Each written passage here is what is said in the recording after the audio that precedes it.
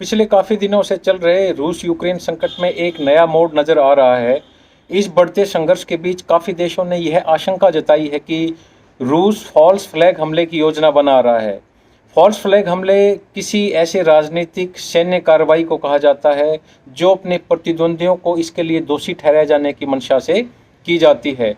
सैन्य युद्ध अभ्यास के नाम पर रूस जिस तरह से बड़ी संख्या में अपने सैनिकों को और से जो सैन्य साजो सामान है उसको यूक्रेन की सीमा के नज़दीक जमा कर रहा है, वो युद्धाभ्यास के हिसाब से कहीं अधिक है। तो इस प्रकार से इस तरह की आशंका जताई जा रही है कि फॉल्स फ्लैग हमला रूस के द्वारा किया जा सकता है।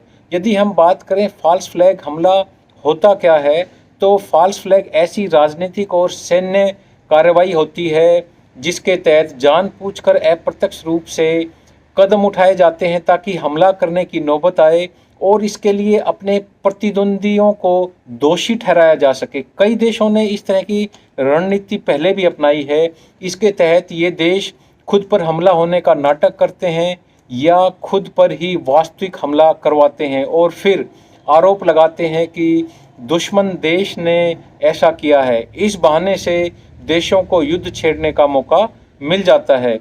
यदि हम बात करें फॉल्स फ्लैग जो शब्द है उसका इस्तेमाल कब शुरू होना हुआ, तो इस शब्द का इस्तेमाल सबसे पहले 16वीं जो शताब्दी है 16वीं शताब्दी में किया गया था।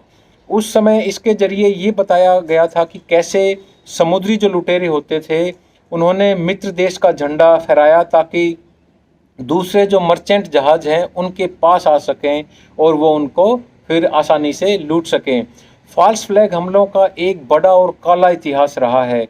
यदि हम बात करें पोलैंड पर जर्मनी का हमला जो 1939 में हुआ, तो वो भी इसका एक एग्जाम्पल है। इसी प्रकार से रूस और फिनलैंड के बीच 1939 में जो युद्ध की शुरुआत हुई वो भी इसका एक एग्जाम्पल है। टोंकिन खाड़ी युद्ध 1964 में, और इसी प्रकार से कश्मीर जम्मू कश्मीर सीमा पर जो हमले होते रहते हैं। भारत और पाकिस्तान अक्सर एक दूसरे पर विवादित जो जम्मू कश्मीर सीमा है उस पर फॉल्स फ्लैग हमले करने का आरोप लगाते रहते हैं। खैर, अभी हम जम्मू कश्मीर की बात छोड़ते हैं और यदि हम यूक्रेन और रूस का जो संकट है उसकी बात करें, तो यह संकट पैदा जो हुआ है यह कम होने का नाम नहीं ले रहा है। कम होने की बजाय यह बढ़ता ही जा रहा है।